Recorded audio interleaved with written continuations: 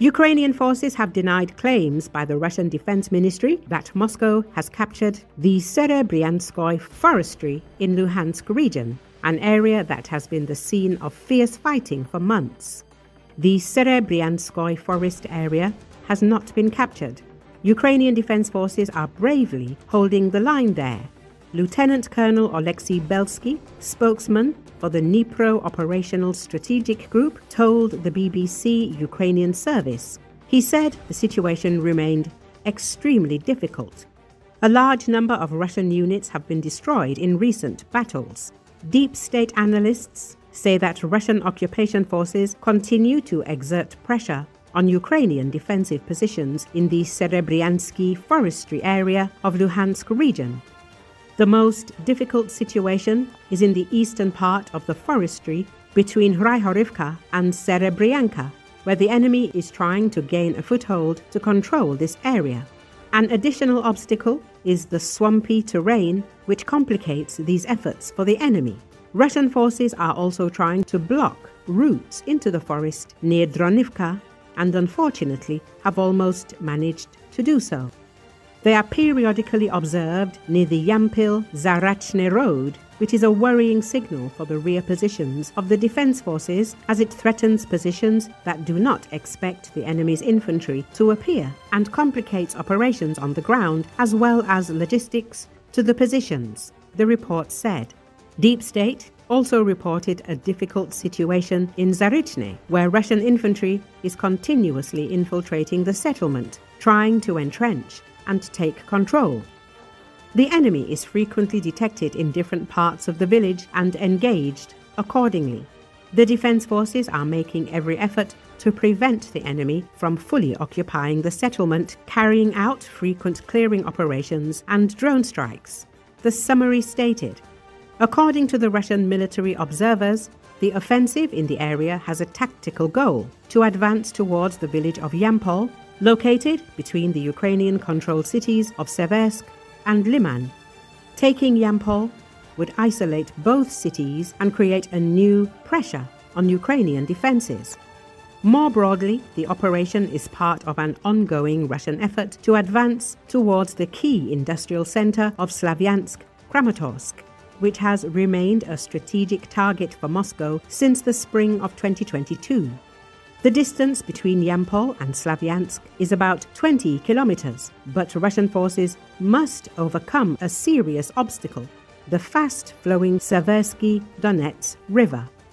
Recall, since the end of summer 2022, the Serebriansky forest has been a defense line held by fighters from various Ukrainian units. Among them, the 12th Special Operations Brigade Azov has been fighting there in recent months. Fierce fighting continues daily on the Serebriansky forest and the surrounding area with the use of all available weapons.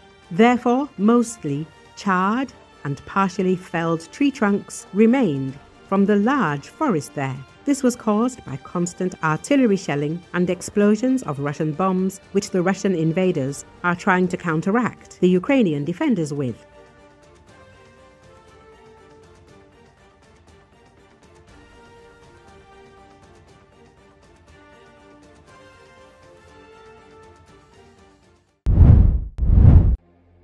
The director of U.S. Immigration and Customs Enforcement says 3 people have been shot at an ICE facility in Dallas and the shooter is dead from a self-inflicted gunshot wound. According to Associated Press, acting ICE Director Todd Lyons confirmed the shooting during an interview on CNN on Wednesday. Lyons says it wasn't immediately known whether employees, civilians or detainees were shot. Homeland Security Secretary Kristi Noem says details were still emerging, but the agency was confirming there were multiple injuries and fatalities at the field office. Dozens of emergency vehicles were seen along a highway near the facility.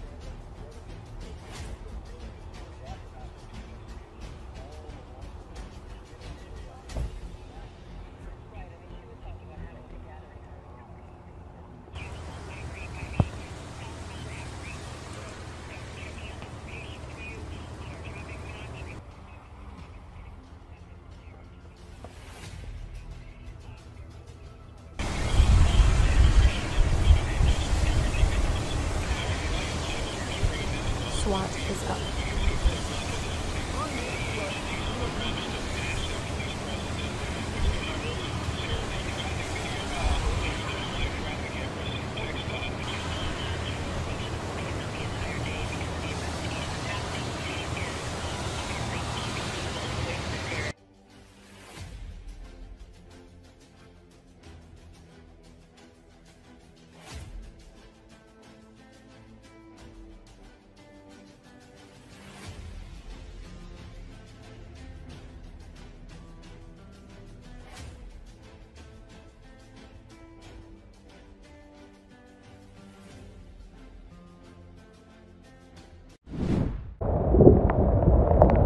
Typhoon Ragasa, one of the strongest in years, whipped waves taller than lampposts onto Hong Kong promenades and turned seas rough on the southern Chinese coast on Wednesday after leaving deadly destruction in Taiwan and the Philippines. According to Associated Press in Taiwan, 14 people died in a flooded township, and 10 deaths were reported in the Philippines. Nearly 1.9 million people were relocated across Guangdong Province, the southern Chinese economic powerhouse. A weather station in Chuandao town recorded maximum gusts of 241 km per hour at noon, a high in Jiangmen city since record-keeping began. Huge waves battered Zhuhai city's coastline and strong winds buffered trees under intense rain. Fallen branches were scattered on the streets. The National Weather Agency forecast the severe typhoon would make landfall between the cities of Yangjiang and Zhanjiang on Wednesday evening. Schools, factories and transportation services were suspended in about a dozen cities. The fierce winds, brought by Ragasa, once a super typhoon, woke Hong Kong residents in the early hours, and many went online to describe scenes like a kitchen ventilation fan being blown down and a crane swaying. Strong winds blew away parts of a pedestrian bridge's roof and knocked down hundreds of trees across the city. A vessel crashed into the shore, shattering a row of glass railings along the waterfront. Areas around some rivers and promenades were flooded, including cycling lanes and playgrounds. At several promenade restaurants, furniture was scattered chaotically by the winds. Over 60 injured people were treated at hospitals. A video that showed waves of water crashing through the doors of a hotel and flooding its interiors went viral in the financial hub. The hotel has not immediately commented on the incident. But staff were seen cleaning up the lobby, with parts of its exterior damaged.